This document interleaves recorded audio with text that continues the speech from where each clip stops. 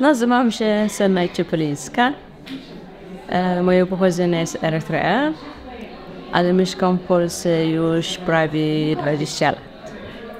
I jesteś z dobrego startu. Tak, jestem związana z Dobro Startu, dawniej Fundacja dla Somalii, już prawie 13 lat i pracuję w Fundacji dla Somalii i też pomagam z innymi organizacjami, też jestem związana, ale głównie jestem właśnie z Dobry Start.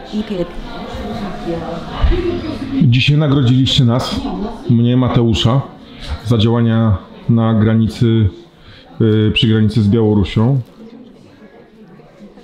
Dlaczego to jest takie ważne dla Was, którzy już tutaj jesteście od tylu lat w Polsce? Jesteście w Warszawie, trochę daleko od tej granicy. Dlaczego akurat nas postanowiliście nagrodzić? Po pierwsze to nie jest nagroda, tylko skromne podziękowanie. To nie jest jakby kropka z woda, z morza woda, tak się mówi.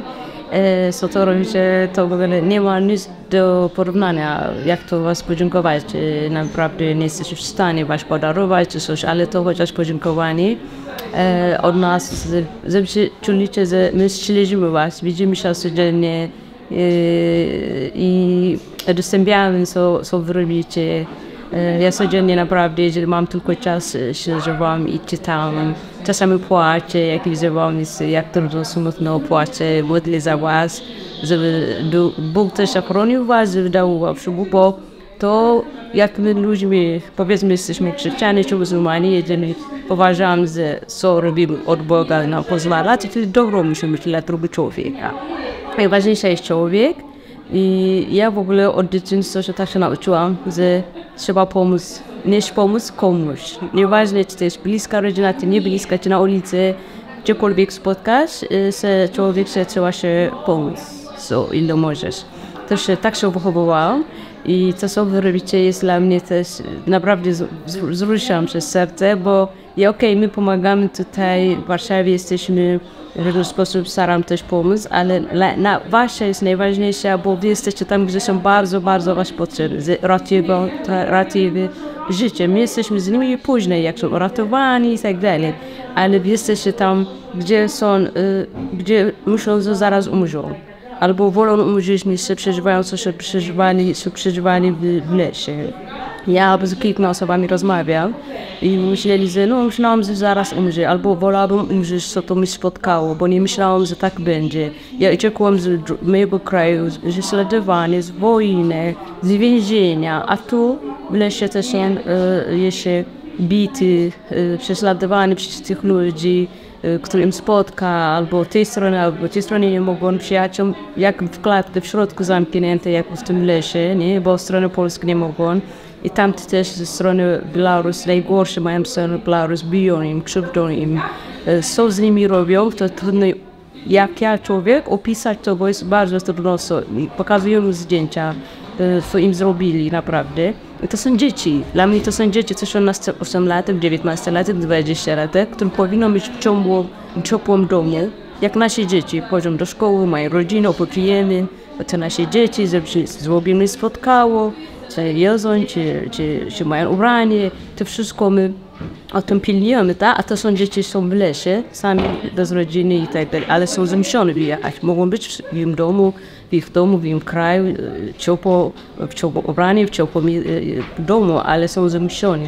Więc to jest smutno, co im spotka i tak dalej. To są ratowani, też się cieszę, że dzięki was naprawdę wy ratujecie ich życie. Więc to jest skromno, bardzo skromne podziękowanie i żebyście widzieli, że my widzimy, ale też chcieliśmy innych ludzi, którzy nie widzieli, co to robicie, tylko słuchają, ale też żeby widzieli. O to chodziło, to dzisiejsze spotkanie. Widziałeś dzisiaj tyle ludzi byli, którzy ratowani przez was. Jak to jest miło. Nie wiem, jak to czujesz, ale ja ciepło czuję w sercu, że ludzie, którzy ratowaliście ich życie, a teraz są tutaj. I są uśmiechnięci, są z ludźmi. I nawet nam gotowali jedzenie, wiesz? Chcieli gotować, podziękować też i tak dalej. I to są Polaki i obcokrajowców i teraz obcokrajowcy mieszkają w Polsce. i wszyscy jesteśmy tutaj. A jak słyszysz, że ci, którzy teraz są na granicy, którzy się tutaj pojawiają już za czasów nowej władzy w Polsce, że zdaniem polityków to nie są żadni uchodźcy, żadni migranci, to są watachy, hordy młodych mężczyzn. Widzisz te watachy, hordy? Boisz się tych ludzi?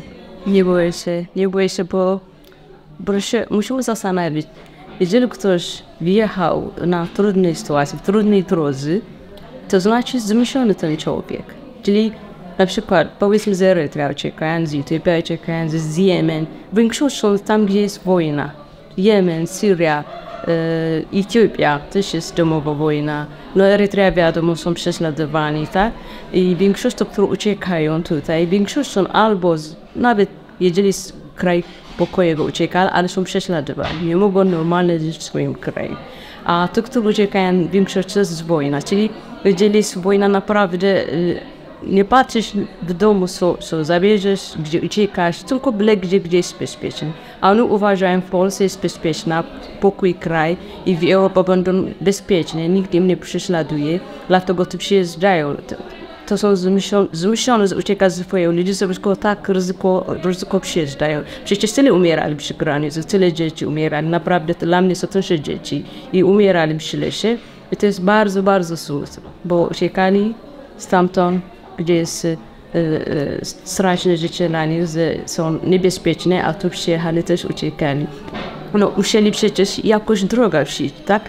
Człowiek, jeżeli ucieka z strasznego swojego kraju, to znaczy naprawdę nie wybierasz czy Polska, czy Niemiec, cokolwiek, tylko wybierasz gdzieś możliwości. Przecież tyle pieniędzy płacą. Przykro mi to, korzystają to Białoruś, Rosja, to korzystają tych ludzi naprawdę, ale to ludzie są jakby zatykani w tych sytuacji w lesie, ale też przez władze Białorusi czy Rosji, którzy też oszukują im, że bezpiecznie pójdziecie do Polski samochodem i tak dalej, tak im mówią. I wtedy ryzykują i te rodzice też wysyłają swoje dzieci, swój dom i tak dalej, bo chcą jak najszybciej ratować swoje dzieci. Ja bym to samo zrobiła. Gdy przecież muszę ratować moje dziecko, cokolwiek, no ja bym szukała gdzieś bezpiecznie, jak dojechać mięso, też bym zrobiła. Każdy rodzice chyba to by zrobił. Uratować swoje, nie wiem, dziecko, czy brata, siostra. Dziękujemy za wszystko. Dziękujemy za to, że pomagacie ludziom w potrzebie i dziękujemy, że pamiętacie też i o nas. No, że jesteście dla nas naprawdę. Bo dla mnie pomoc komuś to jest moja tradycja, po prostu mogę powiedzieć, ale wy robicie, to nie są Polacy. Pomagacie ciemnoskóry, że przyjechali, nie wiem, z różnych krajów. Nie znacie ich, ani kultury, ani coś. Przecież możecie być obojętni, ale pomagacie im, bo są człowiek. Czyli ja wam ogromnie mam, nawet wasza praca mnie nawet, daje sił, naprawdę. Czasami jestem zmęczona, smutna, różne rzeczy są wśród tych ludzi, przykro mi takim. W ogóle człowiek musi przeżyć takie straszne rzeczy. Mnie smutno czasami, ale wasza praca, jak czytam, co tam robicie, przeżyliście, a jestem w ciągłym domu, nie muszę narzekać, a oni są w lesie, tak? Czyli wy też mnie dajecie naprawdę wsparcie i umysłalne takie siły mnie dajecie, żeby dalej mogła coś robić. Dziękuję. I dziękuję wam za to, co robicie. Dziękuję bardzo. Dziękuję.